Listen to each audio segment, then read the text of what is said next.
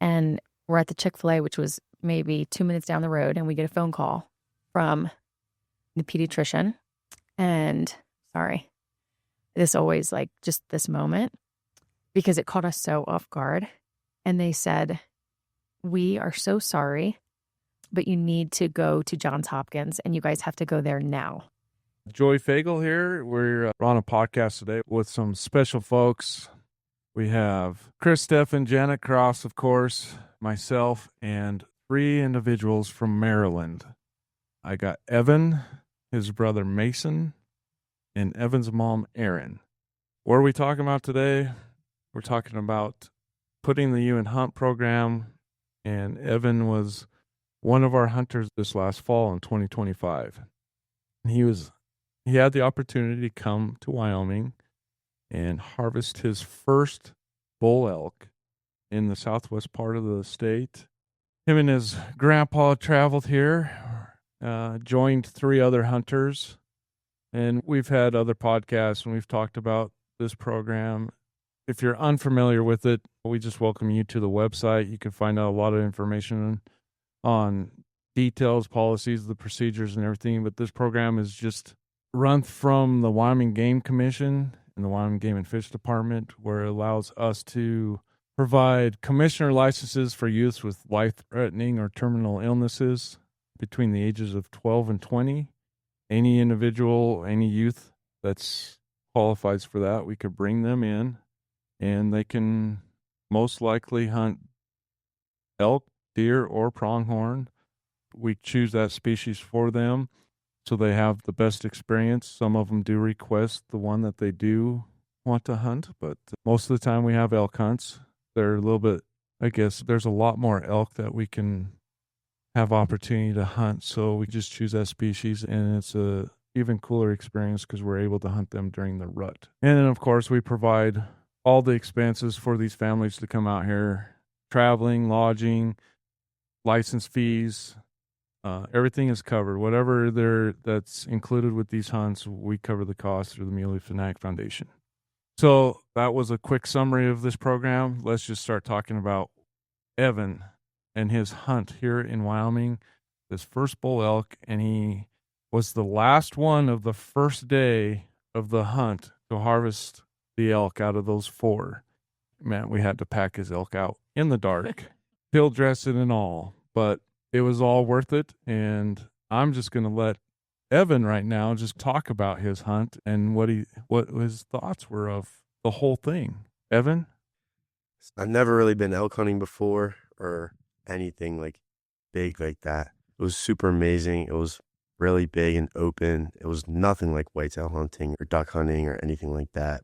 We just drove around all day and just got out at certain spots and used binoculars, try to look super far, super duper far. You could just see forever.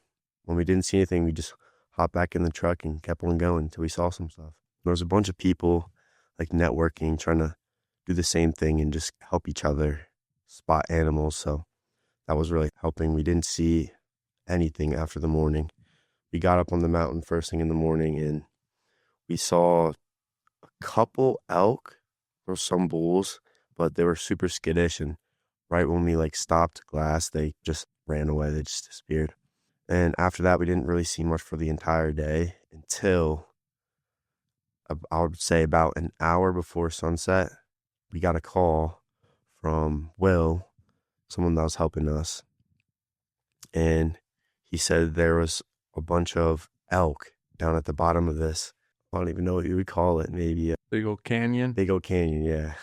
So we got out. We started speeding over there. Or not speeding, we were. It's okay, you're with the sheriff. Going the speed limit. Yeah, we were going to speed limit. We got out, started glassing. Immediately, everyone started huddling around. We saw some nice elk that we were looking to shoot. There was a little bit of cow calling going on. And we saw some elk down at the bottom, some big ones, target ones that we were going to go for. And then a satellite bull popped out, I think. That's the one that we were going to shoot at first. But we looked some more, and there was a big herd bull in there, I think. He was really big, the biggest one. So we started putting the stalk on him, getting down little. It was just super thick and bush. I don't even know. It was really crazy. We just started like trekking down this like kind of big hill mountain kind of hybrid thing, and there's bushes everywhere. We were hiding, trying to be quiet, but I was shaking. I was so excited. And then we got to a spot, still super far. I think like 400 yards. Farthest shot I've ever taken was like 150 back in Maryland.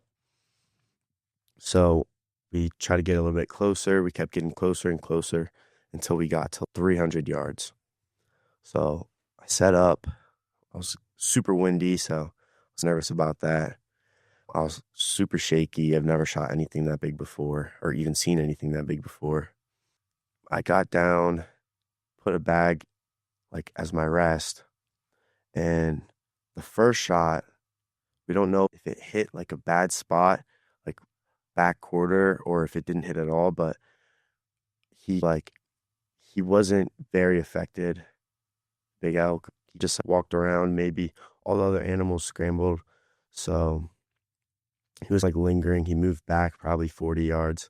And then I shot him again. That one was good, I think. I think it was good. He kept going up the mountain on the other side. We were shooting like down. He kept going up on the other side and started to disappear behind the bushes. So immediately, me and Drew, we started just going after it. We started Pace going was downhill. on. Yeah. I was so out of breath. I'm from Maryland. It's a flat state. But my adrenaline was pumping so hard. I was there. So we started going up to where we shot it. We didn't really see anything crazy, like some blood splatters, like little tiny drops, nothing crazy. Then we started going up to where we saw him go in the bushes, like in the like shrubs. And he was squirting pretty good then. There were some big puddles. And that got me excited. I was happy. So we started going a little bit, and then we spooked him. He must have been bedded down somewhere close, but we didn't see him. We spooked him. He got up and ran a little bit. He wasn't going anywhere fast, though, so we thought it was pretty good.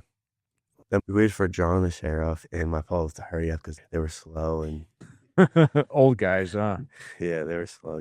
So we waited for them to catch up. We waited a little bit longer. It was starting to get dark. So we waited for them to get up, and then we hopped back on the trail. Like, he was still squirting blood out pretty good. So that was still good. We started tracking for a little bit. It was pretty easy until it wasn't. Probably maybe 70 yards after we were tracking, the blood was getting super small until eventually we couldn't see it at all. We really just were looking for any type of signs of big animals running through until my pup-up, he just disappeared. He just left us. We all split off a little bit, like 10 yards apart from each other in different directions. But he just disappeared. We were calling for him, but not too loud. We didn't want to scare the elk. And we couldn't find him, so eventually he was like calling back. He was trying to whistle. So he got a hold of us. We went over and he found the elk. There wasn't anything, no blood. There wasn't anything near him. He just found it. He said it smelled really bad. That's how he found it. But he got there. He set up pretty close, and then he was bedded down, just like gentle, and I don't know. But we finished him off, and yeah, that's how it went out pretty much. It started to get really dark. He had to clean it and pack it out in pitch black, so that wasn't the best, but it worked out, and it was super fun. Those animals they're big. Sometimes it takes a lot to get them out, get them down. You can make probably a very accurate and good shot on them, and sometimes they're just tough. And so I guess I want to know. So that was a great experience to hunt and everything else, but when you arrived here in Wyoming and you've seen the landscape, the country and everything, what were your thoughts of here, the terrain and everything here in Wyoming? What was your first impression? I was just shocked and in awe. It's nothing like I've ever seen before. Well, there wasn't anything for miles. It was just flat and dry, and it was so different from what I'm used to. Maryland, there's bushes and trees and water just everywhere. It's really green. I can tell you because Evan, when I talked to him the first day, he said, "It's so beautiful out here. I want to move out here." It was the very first thing he said. I was like, "Oh, okay." You can definitely see for miles and miles. And the elevation, definitely something like you mentioned, you're not used to that. Where you were hunting was, about 6,500 between 6,500 and 7,000 feet in elevation. That always gets to a lot of folks that come out here from back east, not used to that high elevation. But I think you did a fantastic job. You carried that elk's head out. It was a challenge going through all those juniper trees and the shrubs and everything. We had to practically, I wish we had a chainsaw so we could just cut our way through, but it was definitely a challenge getting up through there. It was pretty thick stuff. We were taking care of the first 3 hunts, and then we got the text message that you have gotten yours and would need a lot of help to pack out, which that's what he's good for. We always count on him to make a little bit more of a challenge for everybody to pack out these elks. But awesome. We always wish we could be with each one of these hunters. There's 4 of them all in one day, and we're spread out, and we always try and do what we can to be part of each one of those. But it's always nice to hear the story from you guys, how it all happened. Okay, so I talked about how this program is and that, and maybe we can just have your mom talk about it. So the condition, what is it that Evan has gone through in his not too long ago, really? Yeah. You want to talk a little bit about that? Yeah. So Evan was diagnosed with T-cell lymphoblastic lymphoma. It's a type of blood cancer when he was 13. It was in the summer of him going from middle school to high school. And it is a rare and aggressive form of cancer. So we didn't have many signs. In a matter of days from when the first symptoms started, which was shortness of breath. And then also him not the biggest indicator for me, because my husband says that I'm overreactive sometimes.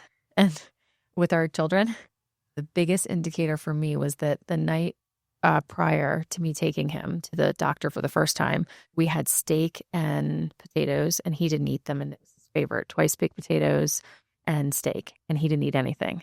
And when he went upstairs to bed without eating, I told my husband, I was like, I'm taking him to the doctor tomorrow. Something is wrong. My husband was like, give it a few days. He seems fine. And I said, no, we're going to the doctor. And we went to the doctor the first day, which was a Wednesday, and they brushed it off. They did blood work, which came back normal. And they checked his pulse oxygen, which was because we said he was short of breath. They checked to see if he was having like a fair amount of oxygen, and that was normal. So we went home. They told us that they thought it was maybe allergies or viral. And we went home and they said, give him Benadryl, let him rest. And then the next morning he came into our bedroom and said, I can't breathe. I'm having even more trouble than yesterday. And so that was just within a couple of days, because so it started on a Monday and I took him on a Wednesday. And then, so I called the pediatrician's office. I jumped out of bed because he was holding his head up like he looked uncomfortable, and he was holding his head up stiff like this. And I jumped out of bed. I got in the shower and I packed a bag, because at the time we had an infant. So I had to bring the baby. I make them, I take them. So I was like, let's go.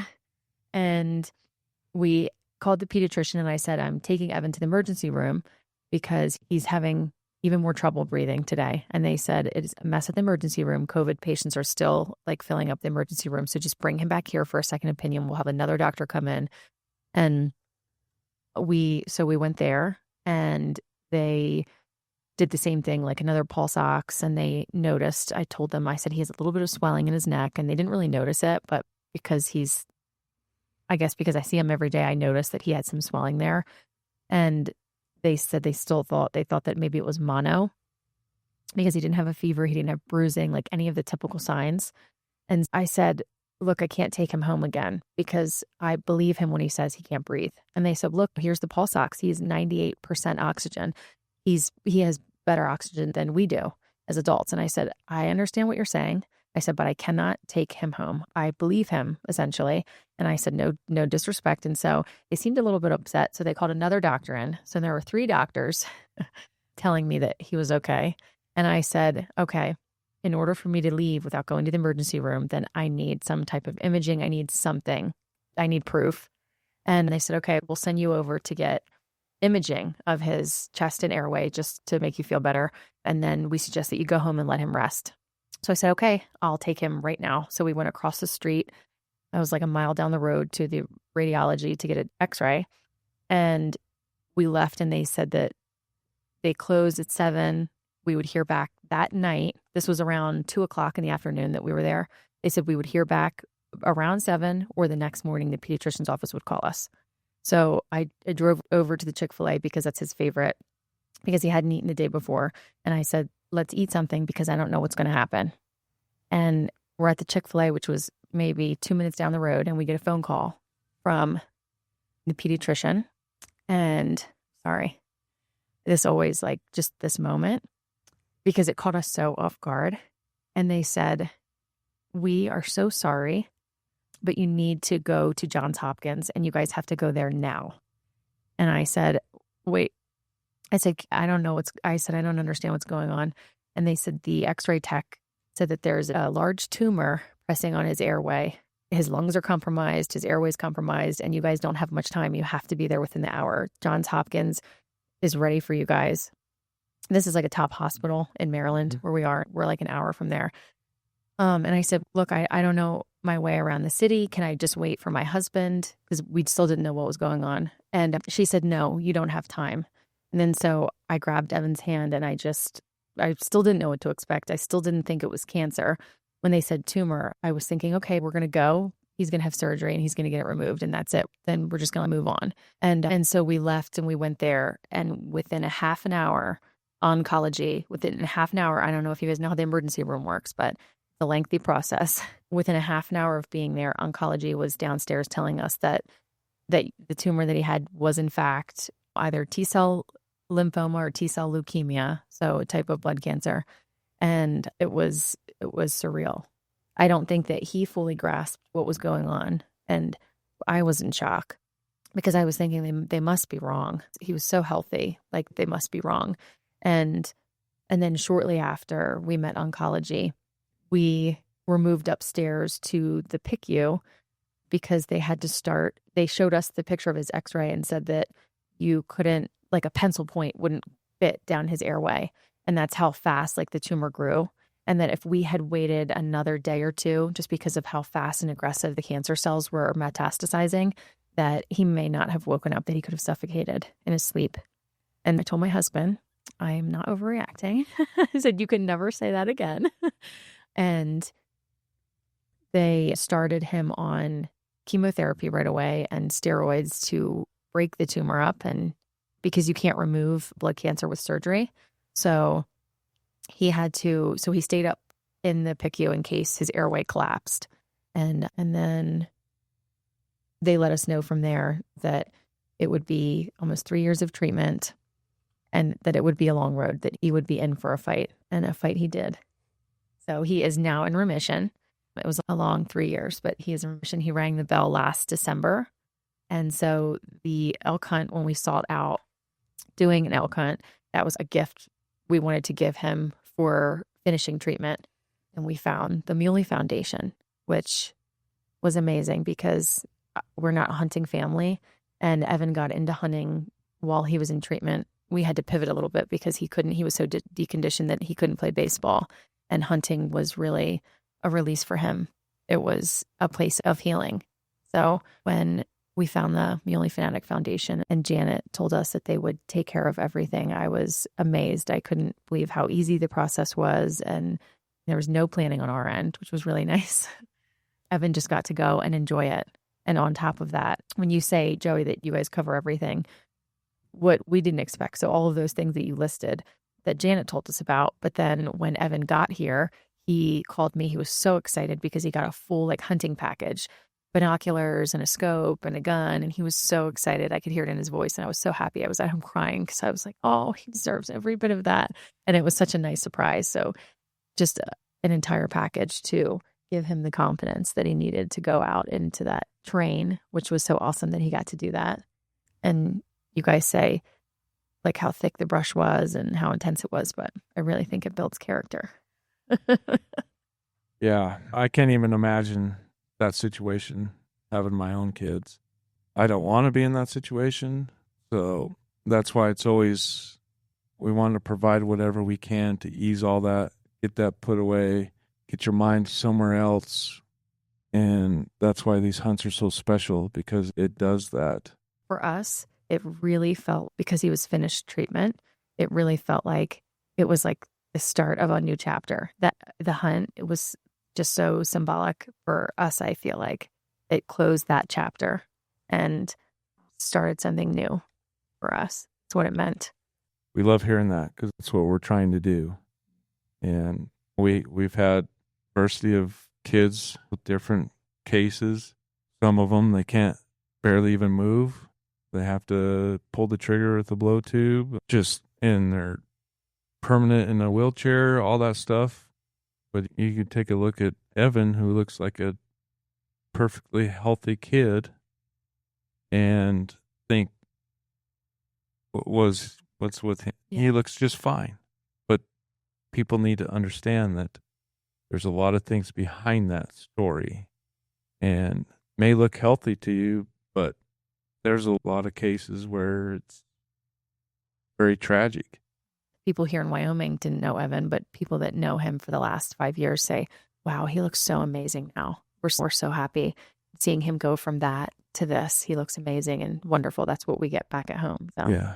So I have a question. So I guess to back up just a little bit, you're in Wyoming because we had a little fundraiser for the Putting the U in Hunt program here in Rock Springs. It's our second one that we've done. Combined some films of the youth hunts, and we had a couple of amazing families, you guys and Anna and her family, that came out. So you guys came all the way from Maryland for this event, which was amazing, and we love that you were here. I know last night it was probably touched on, but it seems incredible to me. Like you mentioned, Erin, your family doesn't hunt, doesn't come from a hunting background, which not to say everybody out west hunts, but Yeah. a lot do. And so what got you into hunting, Evan? Pivoting from sports to, and maybe you did hunt some before that, but I'm just really curious to know how that came about. My grandpa always used to hunt, but he stopped when he had kids and grandkids, so he hadn't really been hunting in a while. But I've always kind of liked it. It's always been cool. I've seen videos and articles, and it always just looks cool. But when I lost, I would say 30 pounds, and I got really weak and I couldn't be active like I was, I needed something less physically involved and more kind of mental, or just like a break. I needed something to occupy myself, and sports couldn't really be that right now. I asked my grandpa if he could start to take me hunting, so I did all my stuff, my safety course and all my paperwork, and we started out going squirrel hunting. So that was fun. Squirrel to an elk. Yeah. Yeah. And this was all, again, he hadn't hunted anything before he was diagnosed. Yeah, squirrels. It was fun though. It was super new, and they were just like small and fast. It was exciting, and it just slowly started evolving. Went from that to whitetail, to ducks, turkeys, everything. Hunting just became like such a big part of my life, and I just love it so much. And that was with the help of baseball. So we went from baseball to hunting, but that was with the help of friends from the baseball team. So he had actually asked me, it was like a week before we were going to a Halloween party, and the host of the party, our good friends from baseball, she always does like this big Halloween party, but Evan was sick, so she ended up just having us, because he had just gotten out of the hospital, like a month out of the hospital, and he at that point had the feeding tube in, and it was 90 pounds. So it was us and one other family. So she just kept it small since he was immunocompromised at the time. And he said to me when he got out of the hospital, so actually I'll back up a little bit. While he was in the hospital, when you spend a lot of time in the hospital, they have child life specialists, which make your time there. They help make your time meaningful. They try to uplift you and do things. And so he was just getting into hunting, and he had asked, our child life specialist had come in, and she said at our hospital specifically that there's this program, it's called Little Wishes. And for every 10 days you're there, you get a little wish. And it has to be something that can fulfill your time in the hospital. So he convinced them to let them get a trail cam that had Wi-Fi that he could set up like in the woods near our house, but then look at from his phone, like, so connect the video. Yeah. And so she had to get it approved because she's, that's interesting. No one's ever asked for that before. So he did. So we got the trail cam. And then so he'd be sitting in his bed because my dad would go get the stick from the trail cam and then bring it to the hospital. And so he'd sit and then we'd look at all and watch all, there would be like possums or raccoons like going across and then some deer. So anyway, so we went to this Halloween party and we asked our friends from baseball who are now like family, and they got us into the whole world because we had no connections. I didn't know anybody with land. I didn't know anybody else. And I asked him, I said, Steve, I said, Evan wants to go deer hunting. He just did all of his paperwork, and like the next week they had him out and had him set up to go out deer hunting. Yeah. So I have that picture. He's very proud of that. A lot of people like work together to make that like the perfect hunt for him. But he knew what he wanted to do from baseball. When he said he wanted to get into hunting, I was like, I don't really know. We're just going to wing it. And I just started asking people and then it worked out. We were really fortunate that way because I think it definitely changed the trajectory of his mental state. We were told from the very beginning at Hopkins that he needs to continue to keep doing things. He needs to be treated like a child, and he needs to continue to have things to look forward to. It's really important for their outcome. And they said that was something that we needed to do. So when he said he wanted to do that, I was like, whatever we need to do to make that happen. And like I said, our friends were instrumental in doing that and just keeping, they kept him busy all throughout treatment. They made sure that he would like go duck hunting and just all these different types of animals. They kept him so involved and had him looking forward to doing things. They went down to Hooper's Island, and I remember that our oncologist said no when he told them what he was doing. They were like, don't clean the duck yourself. Don't use knives, because if you cut yourself and you're neutropenic, you get an infection. And so you can't. And then they were talking about going to the lodge and having dinner. And he mentioned that he wanted to try oysters because when you're in chemotherapy, it changes your taste buds. And when he started chemotherapy, he craved seafood all the time. Like he had an intense need to eat seafood, like lobster, stuff that we didn't really eat, oysters. And it was so weird, but we took him to get lobster whenever he wanted, of course, because tomorrow is not promised. So he was having lobster every week. And they said to him, no raw oysters, Evan. You can't eat raw oysters. And he asked me before he left, and hopefully they don't hear this, but he cleaned the duck himself. I let him do that. I said, the chemotherapy is got to kill everything. So he cleaned the duck. And he ate raw oysters, which they would be cringing if they heard this. But I was like, it's okay. I would go ahead, just do it. I'm using my judgment here. But yeah, so he had some pretty awesome experiences. I would say that each time, he definitely came back from each outing, I think, with a sense of fulfillment, and that I could see it. So it was important. Something that I never expected, because I'm like, I don't really know how killing animals is helping, but for one, I think it's just shows a connection to the outdoors, getting outdoors, getting outside, no matter what you're doing, squirrel hunting. Yeah. And just, I know personally, you have to have things to look forward to. Weekly, daily, even small little things, but I can't imagine being in Evan's shoes, any of the other kids. Like, you have to have something to grasp onto to keep your motivation and your spirit up and everything else. And so, Evan, are you going to get your little brother into hunting? Yeah, he's been asking me to take him. So Awesome. I think it's good to teach him, pass the torch. Yeah, that's awesome.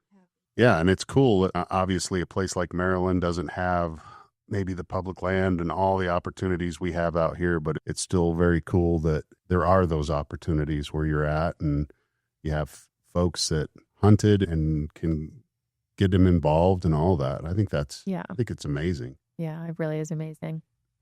I just had to cringe a little, Erin, when he was telling the story about the elk and following the blood. You kind of cringed a little bit. Just imagine a sweet animal. And then I know he's rolling his eyes over there. But it tastes good, huh? Yeah, it does. It does. Yeah, that's everybody thinks hunting's just to kill, or to kill something large in antler size. But it's above and beyond all that.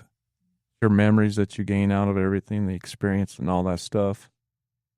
Taking away from the outside world, there's so much more to what hunting is about.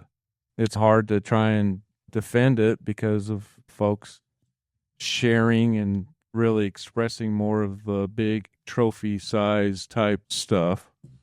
But that's why another part of this organization is to continue and further the sport of hunting. And that's for the reason. It's our heritage and for a lot of us. And just like you, Evan, your grandpa did it and he's carrying on. And now look at that. You're going to carry it on to your brother. And before too long, you're going to be married and have your own kids and you're going to carry it on to them. That's the biggest thing about hunting. Even if you don't even harvest anything, it's just the memories and everything, the experience that is there. Yeah, I'm sure you just sit there by a tree or wherever you're at and just relax and chill. And even though you have a gun in your hand, you don't even have to shoot anything. That day of hunting was still just as cool as the day you harvested a deer or a squirrel.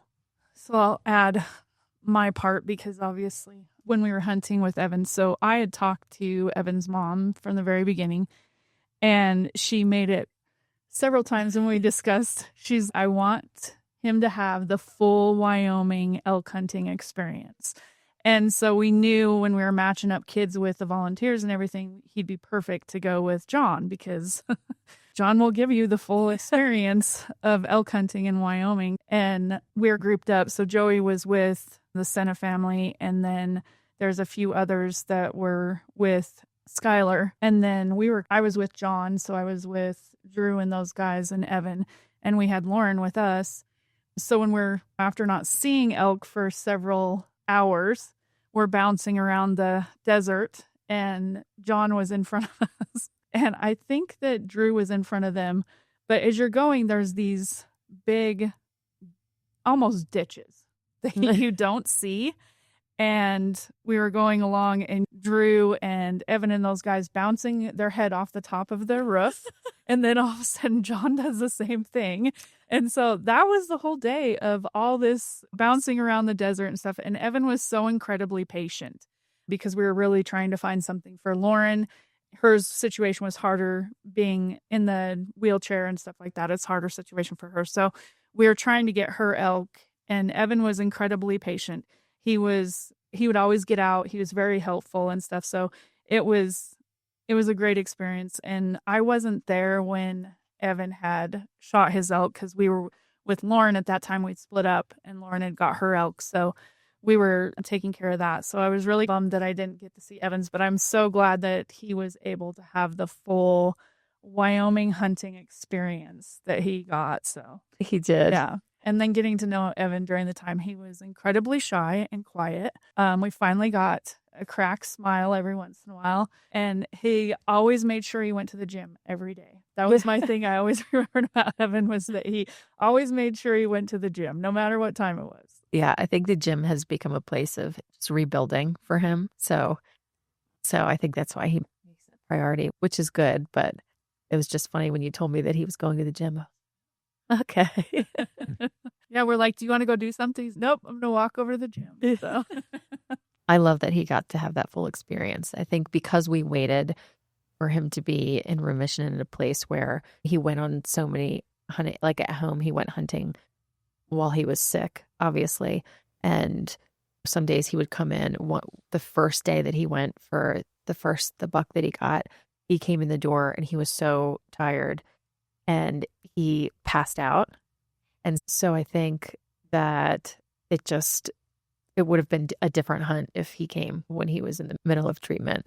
But I think it was such a gift because he got to have that experience. And everybody, the thing with, if there are people that don't know about this organization or know you guys, from the very first conversation, you never made me feel like asking that for him was too much. You guys made me feel like you're like, this is what we're here for. What does he want? What we want to make this happen for each child that you guys choose to go with. You adapt the hunt specifically for them. You get to know the family, you get to know the child, and you have this relationship with everybody. It's so meaningful. It's not just an organization, and it's not just a hunt. So I think that if there's anybody that doesn't know about it. It's so personal. And it's really amazing. Like I've shared things with you guys after, and it's just really nice. Well, and you talk about the experiences for all the families and stuff, but the experience for us, we always talk about this is the best thing we do. Yeah. In what we do. So it's like just seeing the smiles on the kids' faces and the experiences and the memories that we get to make with all the kids. Yeah. Yeah, definitely. That's what I look forward to. I really look forward to even post hunt. It's just social media isn't the greatest thing. We all know that. But there's really a good purpose for it. And things like this, because I'm still seeing some kids from 5 years ago. I'm watching them as they grow up and everything and seeing where they're at in life. And it's so nice. And I, once in a while, get a message or a text from some of those families. And we even get some that come through Wyoming and stop by the office. And that's what and then there's other times where there's some things that we don't like to see, and it breaks our heart because we shared those moments with these kids and these families. And it is great just to continue that on. And like I've always said to all the other families and the kids, our phones are open at any time. If there's anything that you want to share or anything, it's just like I was telling Erin, if you guys want to come hunt in Wyoming again, you apply and you actually draw a license in Wyoming. By all means, please let us know. We would love to be part of that again if you're willing to have us join, or if anything we could assist or help and do whatever we can, because it is a huge family. This program has created a large family. I just love it. I just love watching. It's just like Anna and her brother, Ollie, me and him connected so well that his mom tells me he can't wait to come see you again, Joey. So he was so excited to come back here. And last night, it was just giving him a little hug and that and seeing him again I don't want you to leave, buddy. I could just hold him in my arms and take him home and we can go play baseball. So I told him to go back out to Ohio. We'll try and throw some baseball or do something. And he could show me the ropes in his hometown. And it's just amazing what this program creates for us and everyone that's involved. And like Janice said, this is why it's the biggest thing that we do. And it's just dear to our hearts. Everybody that's involved, and that's why we try and, like last night I mentioned, I just want people to experience that. Because I want to share. It's like I want to share the experience that we have with other people, because you just take things for granted in life. And like I said, I can't imagine just see my son go through the same things. It'd be just too heartbreaking. And kudos to Erin and your husband and going through all that. There are things to look forward to, and there are people that are going through these things have things or there are programs out there for all sorts of things that you don't realize unless you have to seek it out, because we would have had no idea that this foundation existed if Evan hadn't gone through what he'd gone through, and we're so grateful that it does.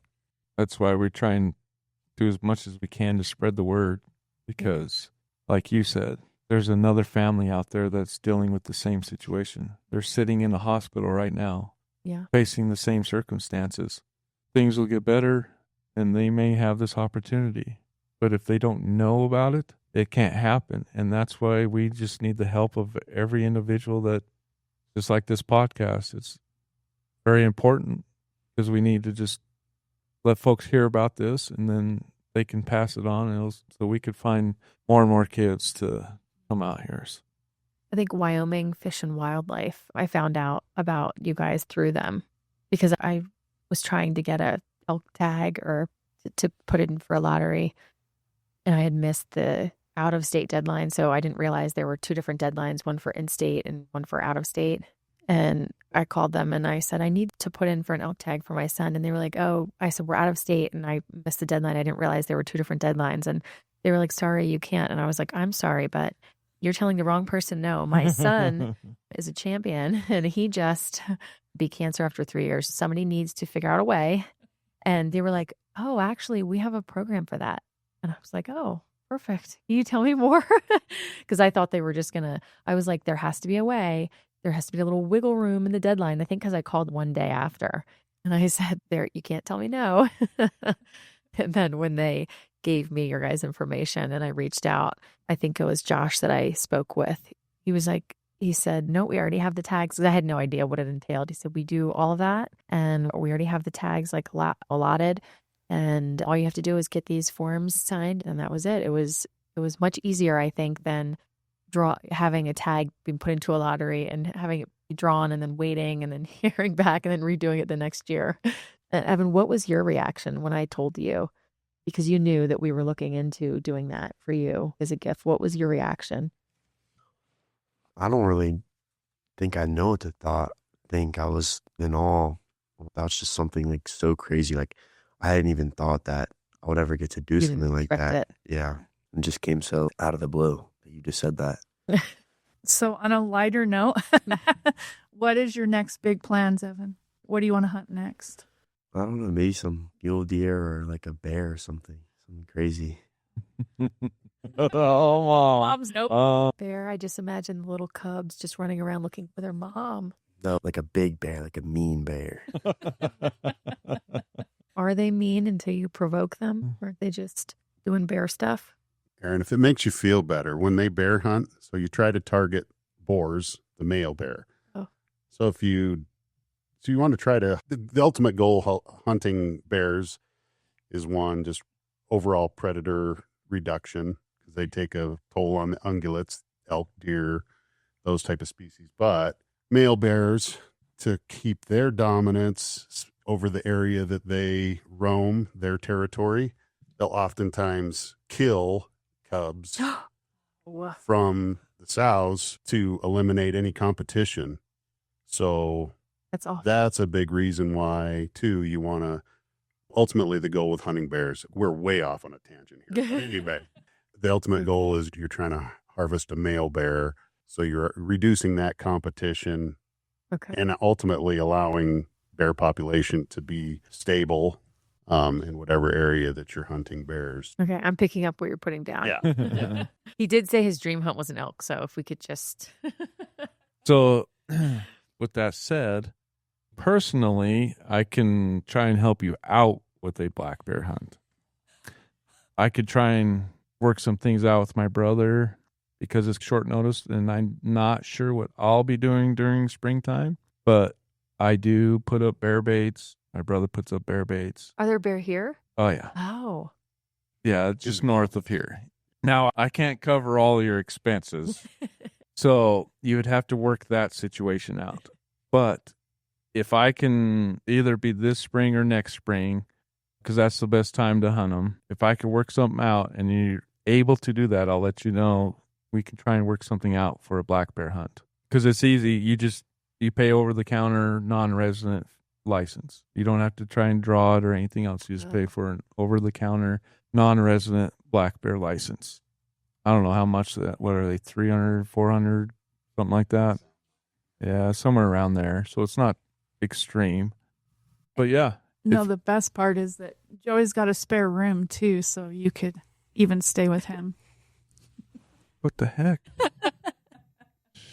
Well, I'll let you drive my truck, everything else. So you shoot my side by side. Yeah, I got a side by Hasn't been side. cold yet. I got a cabin up there. I guess you could just stay there the whole time. And if you want me to, I can see. I could look into it if you guys feel like that could be a possibility this spring, or we can try and shoot for next spring. But I'm willing to try and get you something like that if you want. Yeah, that'd be awesome. Yeah, we'll see. And I'll see what we can Just do. pump the brakes a little bit. Yeah. I'm not.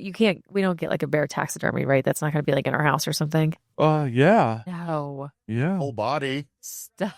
Oh, No. I've just- never heard of like bear burger. What do you do with the? Same thing. No. Oh, yeah. I've never been to one restaurant where they've had a bear burger. Burger's Mm. not real common. The one thing you want to know about bear meat is that you have to cook it because they do carry trichinosis. So not all, but it's pretty prevalent in bears. So you just, bear meat's great. Yeah. That Yeah. that's I mean, there's a lot of different ways you can take care of bear meat, but How about a mountain lion hunt? I was just thinking about that. John was showing me some pictures. He shot a big one. Yeah, Oh, that perked him up right there. I know. No. We can even try to attempt one of those. I'll talk to my brother and see.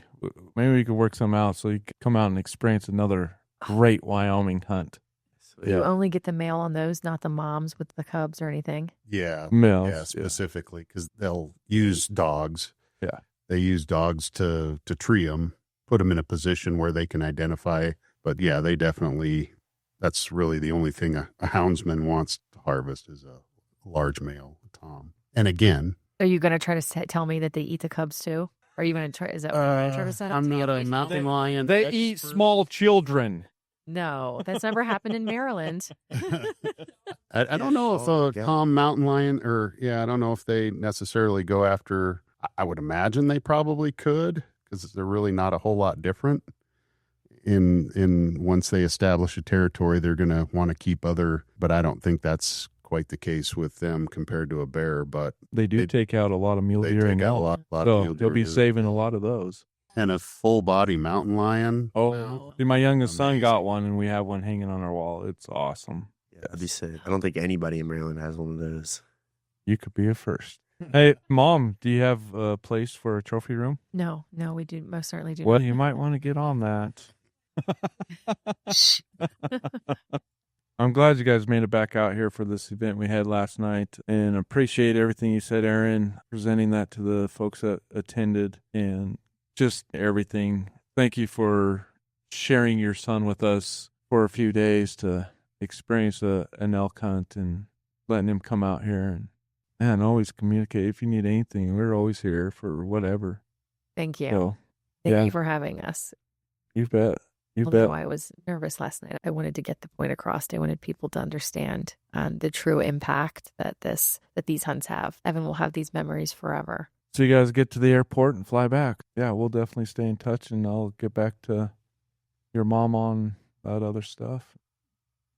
Just thank you again. And yeah, it's a great thing. So yeah, folks, whoever's listening to this podcast, I hope you can help us spread the word, and we need to find more kids. So kids like Evan and a lot of the others that we've had, so we can have them experience the Wyoming hunt, the full Wyoming experience.